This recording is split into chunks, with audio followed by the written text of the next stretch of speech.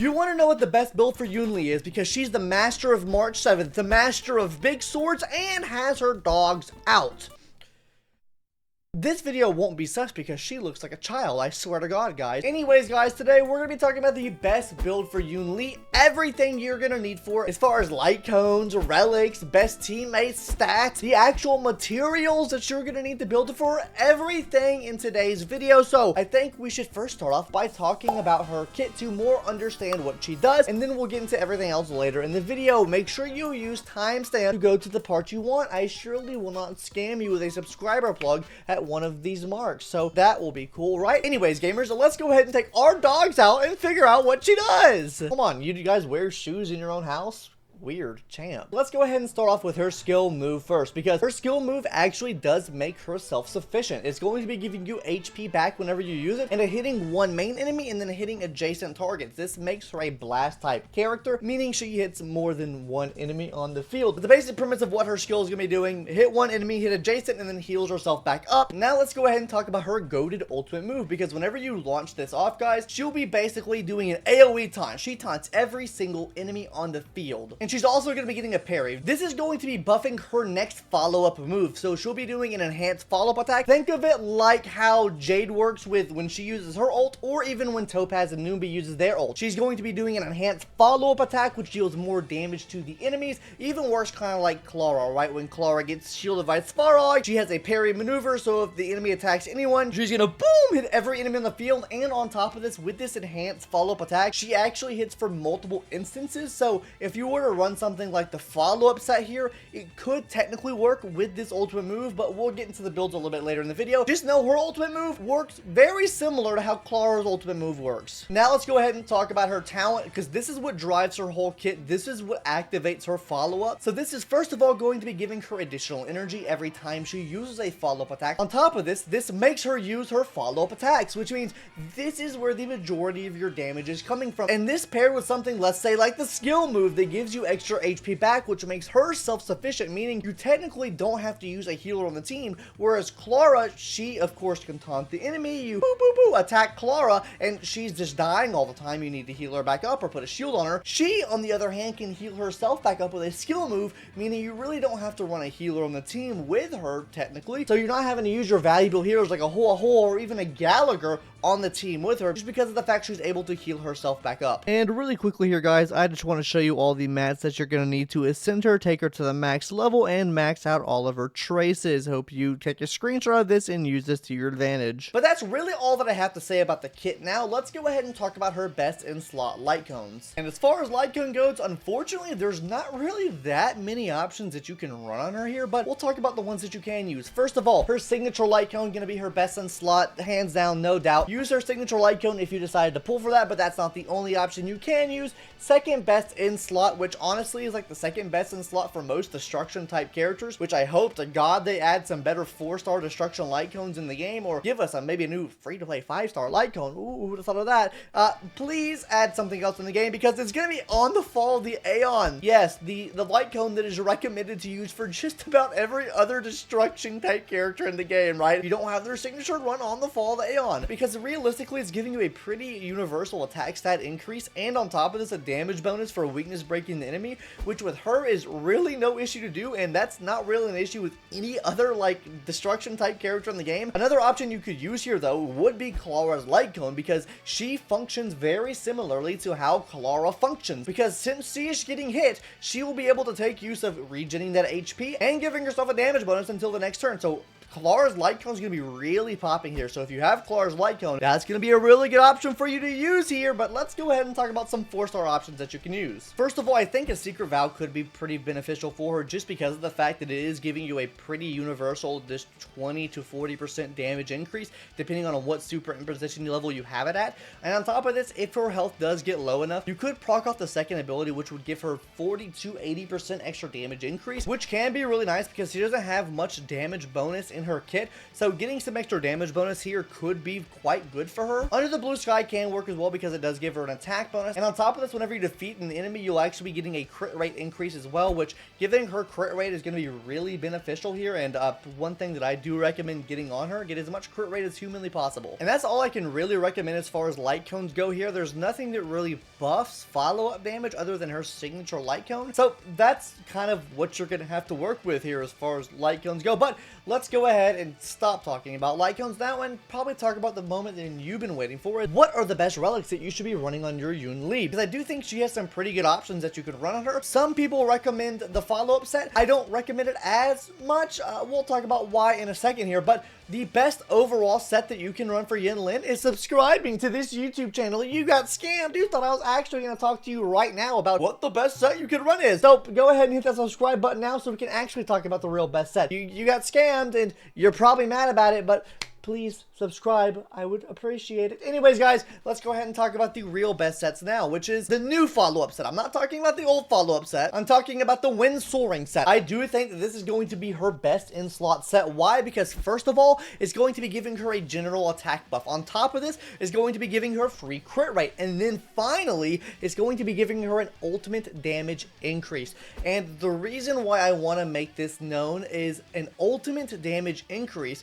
We maybe don't know this yet, but maybe, just maybe, the follow-ups from her ultimate attack scale off of ultimate damage versus follow-up damage. Even though they're follow-up attacks, and you probably could take a buff from that. Maybe you get extra damage from this because they might be countered. Is that?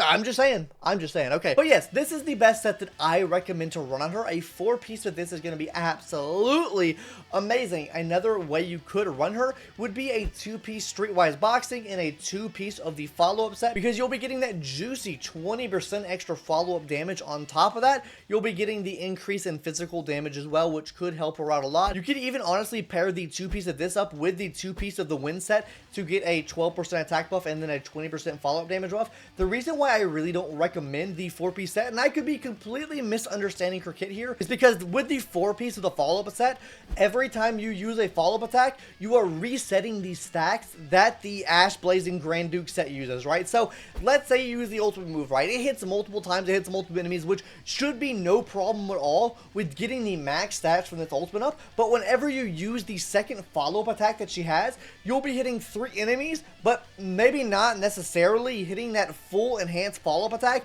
which means you drop that attack bonus that you have down because you're not getting the full max, 8 stacks of that you would be getting from this set, because you are resetting that count by using the next follow-up attack, which maybe hits 3 to 4 enemies, right? It is a blast attack type move, so you will at most be hitting 3 enemies, which means you'll have maybe an 18% attack bonus at all times, but you're not able to take full use of this ability here, especially when you're getting an ultimate damage increase from the Wind Soaring set. I think that the Wind Soaring set here is a much better option to use, and that's why I don't like the old follow-up set, because it resets every single time that you use a follow-up attack, and I don't think that she's going to be consistent in hitting that full 8 stacks every single time you hit a follow-up attack, which means it's a loss on damage in my opinion. But that's kind of all I want to talk about with the 4-piece sets. Let's go ahead and talk about planar sets now, because as far as planar sets go, I do think her best in slot planar set is going to be the new Dynasty of Running Wolf set, because every single time you use a follow-up attack, you'll be getting 1 stack of merit, which can stack up to 5 times. And for each stack that you have, you're going to be increasing the user's follow-up damage by 5%,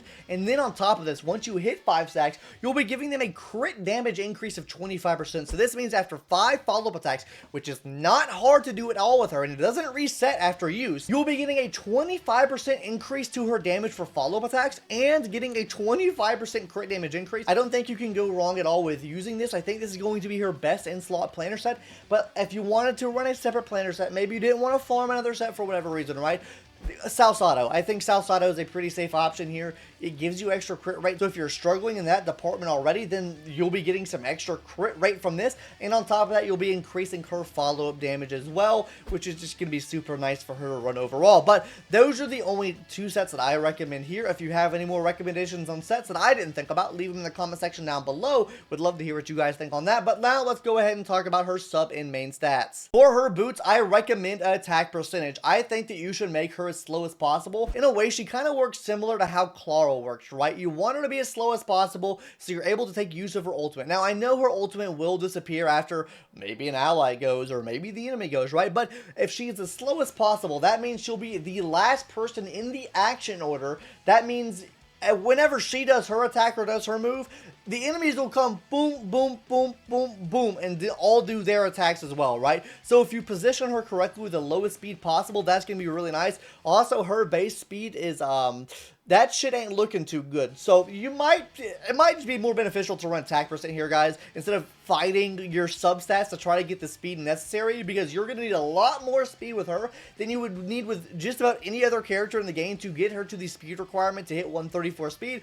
It's just going to be so much harder with how much base speed she actually has. So run attack percent on the boots, so that's what I recommend here. Now, as far as the body goes, I do recommend crit rate here. If you're able to reach 70% crit rate, run crit damage, but I do recommend crit right here. She does give herself a lot of crit damage from her passives alone, or I guess you could say her maybe ultimate move or something like that, right? So she's giving herself a lot of crit damage within what she's actually doing on the field, so crit rate here could be beneficial to you. She gets some crit rate maybe from her traces, but it's not enough for me to say, hey, screw the crit rate in the body and run something else. Now, like I said, if you're able to reach 70% crit rate, then run that, right? Run your crit damage there. There's no fault in doing that at all, right? So if I was able to get that with my substats, I would be running it too. But overall, I think for the most casual players, I think that running crit rate on the body here is going to be really good for you. Now, as far as the rope, I recommend energy regen right now. I'm just an energy regen rate slut, right? I love energy regen rate.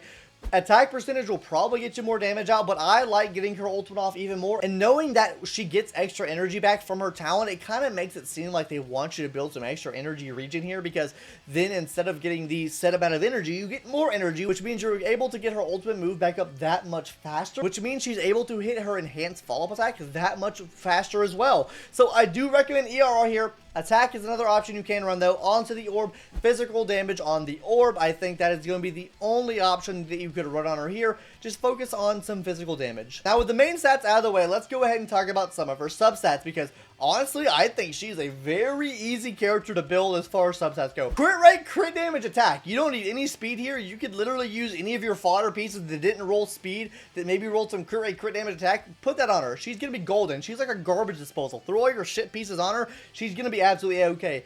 HP defense also works pretty well for her too, because you want her to survive, right? And she does heal herself back up for a portion of her own max HP. That means the more HP you give her, the more HP she's able to heal up with that move, right? So very good there. Very easy to build as far as substats go, but don't click out of the video just yet, guys, because we need to talk about what team that she is going to be the best with.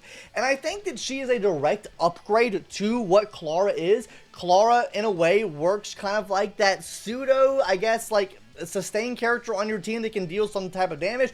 I think she fits that role even better because of the fact she's able to do even more damage and she has more self-sustainability. So realistically, I think you could run her on really any team you wanted to, but that's not to say that she doesn't have a best team, because I do think a best team for her would be something like a follow-up team.